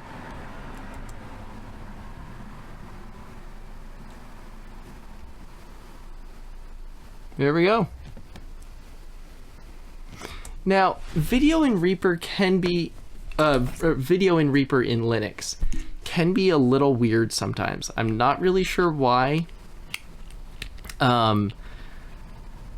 It can be sort of weirdly laggy sometimes, but it's not laggy in a normal sense. It's like it needs time to get caught up, and then it runs fine once it gets caught up.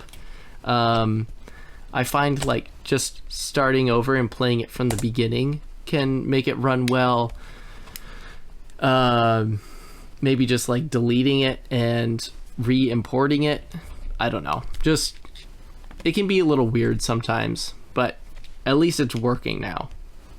Because for some reason, the default installation does not have Reaper functioning, or not have video functioning in Reaper, which is kind of unfortunate. And I hope they fix that soon because that's kind of a problem.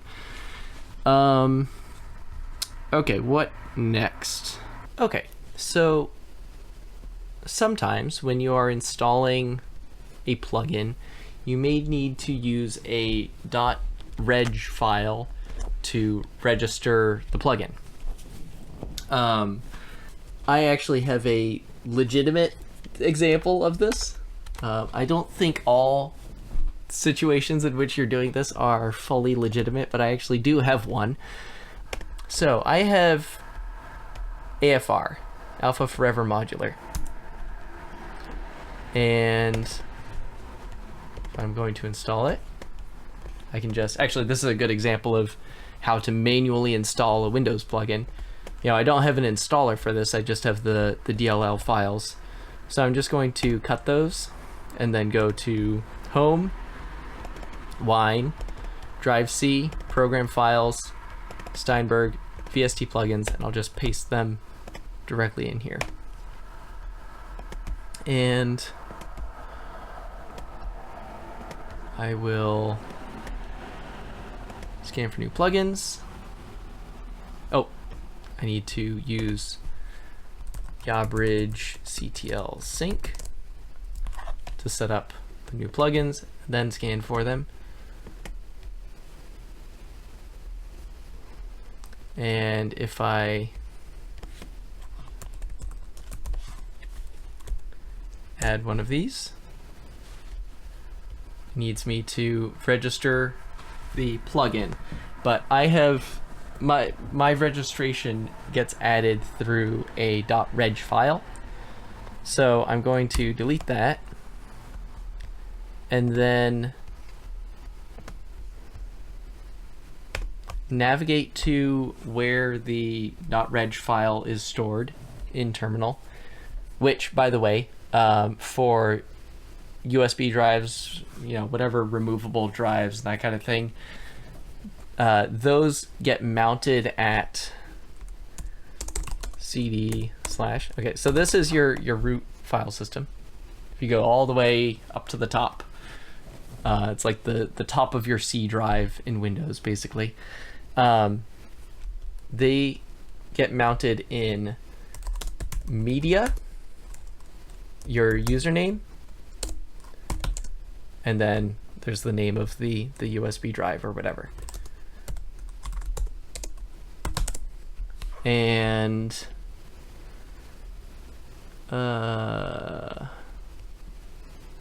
where is it? afm-footyr.reg. There's my registration file. So to add that to the wine registry, you just say wine regedit and then the file .reg, and there we go. It has been added. So now if I come back into Reaper, scan this again, I don't think it should need to be scanned, but whatever. Open this up. There we go. It's registered, functional. It's pretty sweet. Alpha Forever Modular is also, it's a very cool plugin. I think I've been meaning to make a video about it at some point here, but I'm still learning how to use it. But it's very cool. Okay, so next, Serum. If you have Serum, there are a couple like plugin specific things that you can read about here. Known issues and fixes. A bunch of different specific things. If you're having trouble in Sforzando, you know, they might be able to help you out. For Serum, let me install Serum real quick. I know this works for Serum 1. I don't know about Serum 2. I have not used Serum 2. But I'm going to install Serum 1 real quick. Okay, so now Serum has been installed. I will yabridge ctl sync to set it up. And then let's try adding it in Reaper. Just scan for new plugins.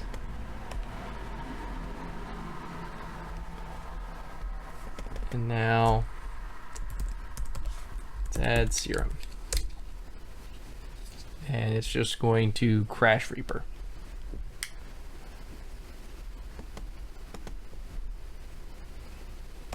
Yep, it's just frozen. So to fix that, we need to do a couple things. We need to use winecfg to disable the d2d1.dll library. d2d1 add disable. Actually, I guess I don't know if it's a DLL. I just had that written in my notes for some reason. d2d1 disabled. And then we need to install Winetricks. Sudo apt install Winetricks.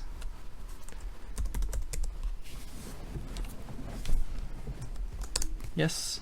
And in Debian, to do this, you can't just install Winetricks like that. You have to add or at least in Debian 13, I should say, you have to add an older repository. I'll have directions for that in the document that's in the description if you want to do that there. Okay, so now Winetricks is installed, and we will say Winetricks-q GDI plus.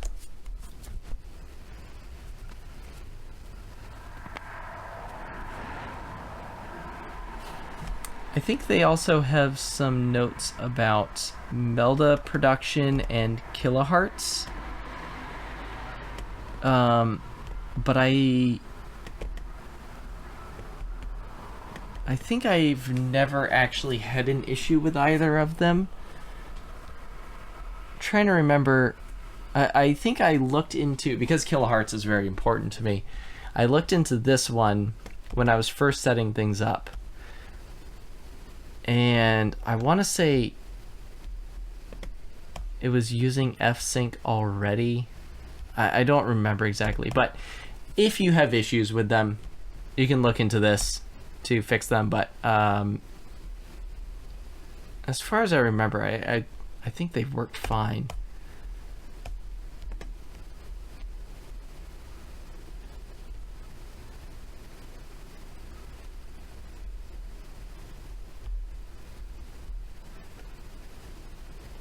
Also, iLock. I'm not sure if this even does it talk about iLock here. No.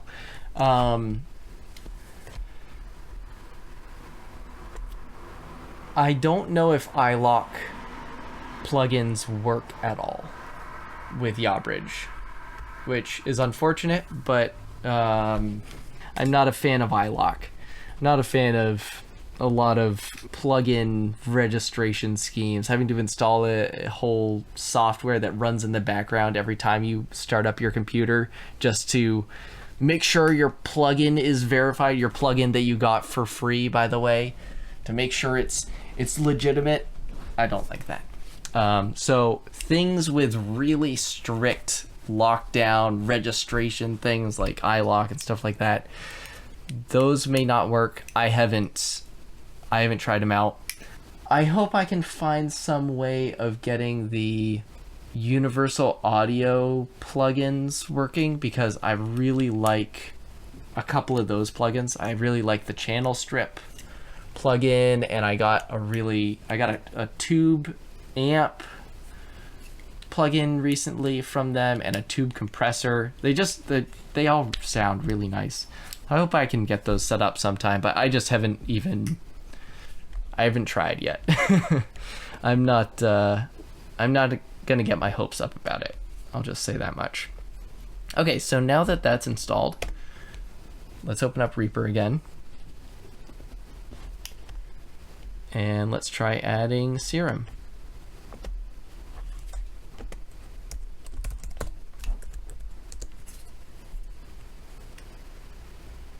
And there we go. It's working. Let me get the virtual keyboard going. Alt B, there we go. Let me set this. I hope this does not make a feedback loop or something. Just turn it down to be safe.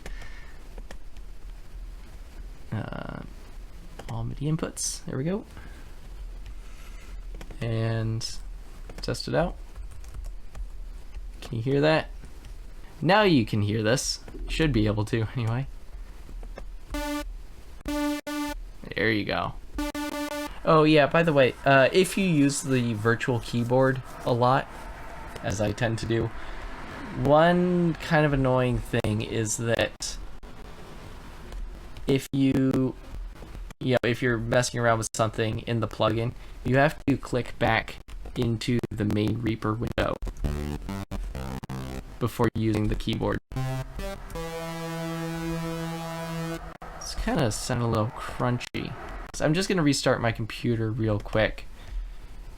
Just see if that fixes the little crunchy bits. I don't think it's been crunchy like this for me before today. Okay, I've restarted my computer and it seems like it's working better now. You would be amazed how many things just restarting your computer fixes. Seriously, like if you're having just about any issue, I would recommend just restarting your computer, sudo apt update, sudo apt upgrade, or doing the, vice versa, like doing those first and then restarting it. That will fix a multitude of issues. But nice and smooth now.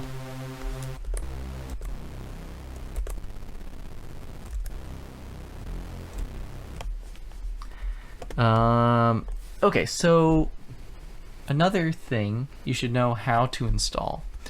It's not really an ideal way of installing things, but sometimes you just don't really have an option. And an instance of that I can think of is with Vital, which is another synth you probably want to install because it's very good and free. I just need to log in real quick. So sometimes you need to install things as .deb files, and I'll show how to do that.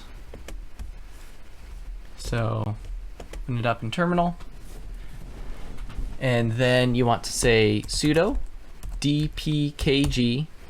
I think of it as dpackage. I don't know if that's what it's supposed to stand for, but it seems like it probably is. Sudo dpackage -i vital installer .deb. Put in your password. Installing Vital, and now we can. Oh, actually, oh no, we don't need to yabridge because that's a Linux native plugin. Vital. There we go. I have to log in, obviously, but oh, actually, I guess not. I guess you don't need to log in.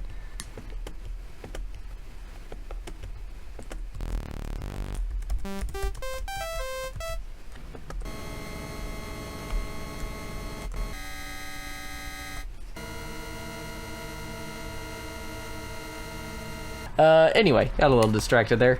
Compiling AU's plugins. So if you aren't familiar with AU and their plugins, they make some of the best plugins of all time, I would say. They have a huge variety of them, and they're kind of without comparison. They make really, really interesting, unique plugins, and they're a lot of fun to explore and push to their limits and break. But if you go to the releases page, they have them for Windows and Mac, but no Linux. And the Windows version does not work with yabridge. So I was kind of sad about that until I was watching some video about Linux audio, and I noticed someone using one of AU's plugins. And I was like, oh, so there is a way to do it. And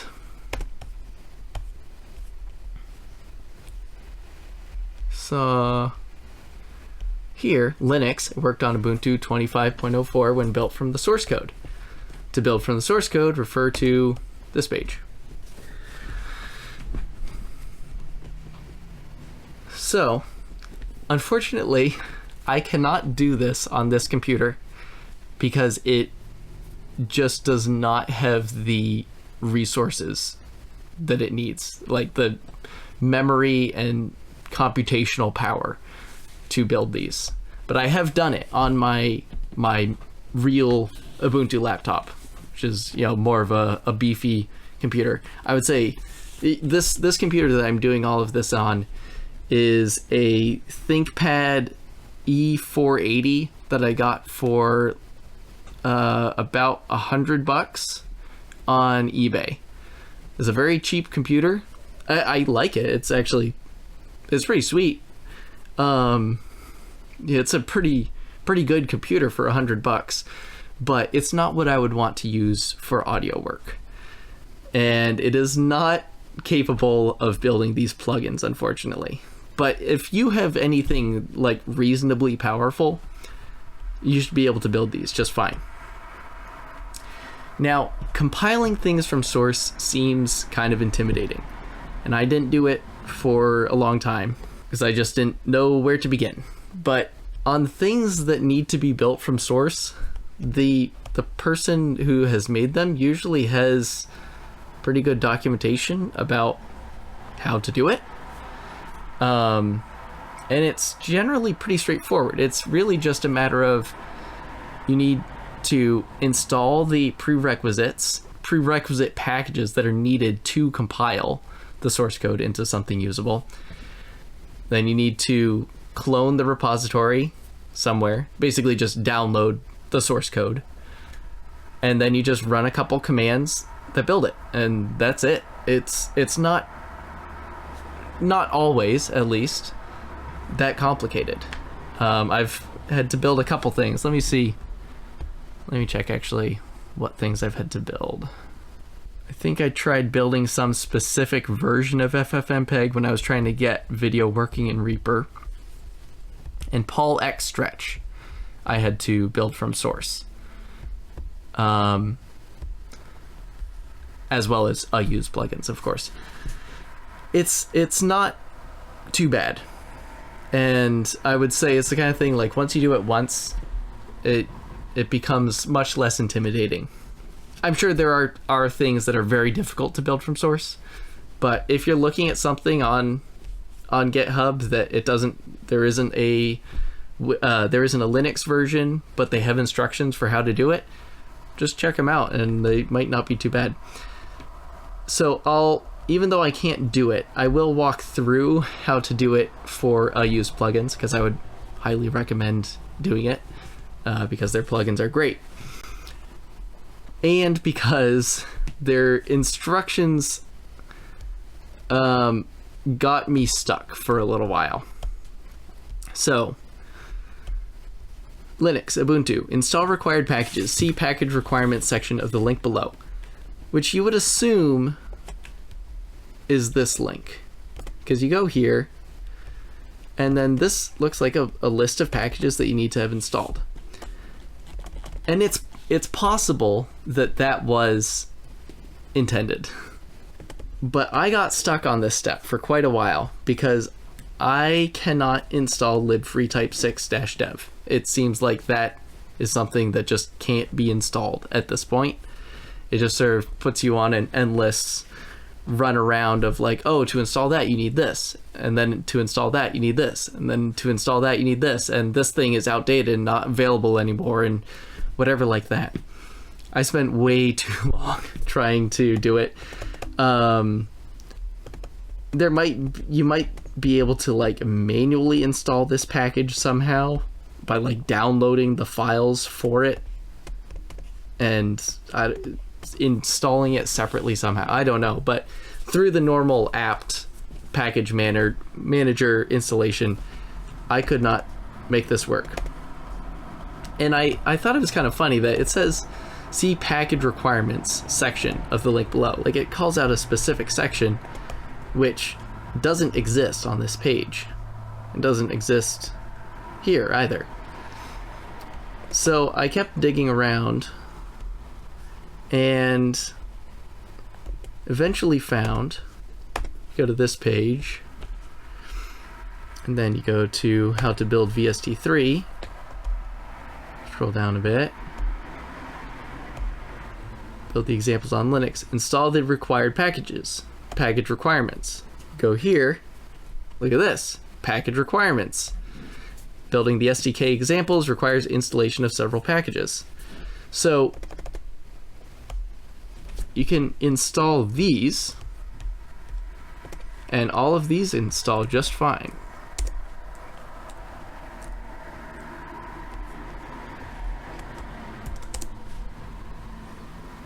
And those are enough to compile these plugins.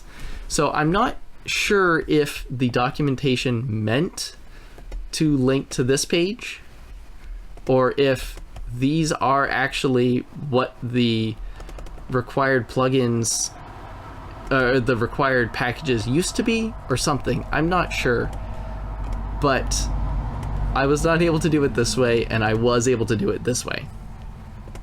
That's all I can say. But there are a couple other things we need to install in addition to that. We need to install Git, which is a source control software, extremely useful, extremely ubiquitous. It's what GitHub is named after. And then we need Build Essential, which is just a bunch of essential tools for compiling things.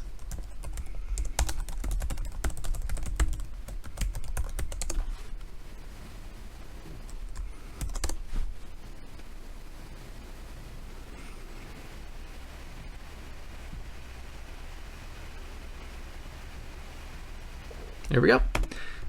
So once you have those things done, you can just follow these steps.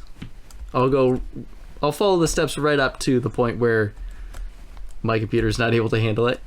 Make a directory. It doesn't have to be this directory. You can change it to something else, but just make sure that if you use something else that you go to the correct directory with that command. Then you use git to clone the source code into that directory.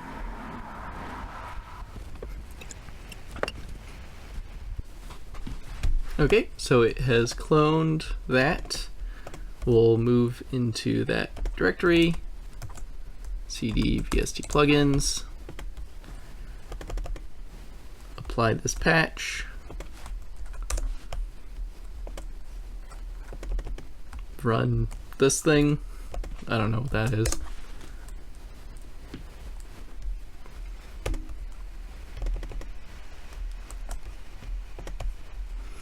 And then run this, but my computer cannot handle it. But once you do that, it takes quite a while. Compiling anything from source tends to take quite a while. So, you know, it's a good time to take a break, get some coffee, make lunch, whatever like that. But once that's done, the plugins will be built into this directory, and then you just copy and paste them into your .vst3 folder. And then you have unused plugins compiled from source, and you have compiled your first thing from source. So congratulations. You probably know the plugins you want. Go install them, but you know, also check out what's on KX Studio. Check out their plugins. I think that's it. I think that covers it. I hope this has been a help to you. I hope you do this and reject the tech overlords that are ruining the world. Screw Microsoft, Apple, and Google. Yeah, thanks for watching.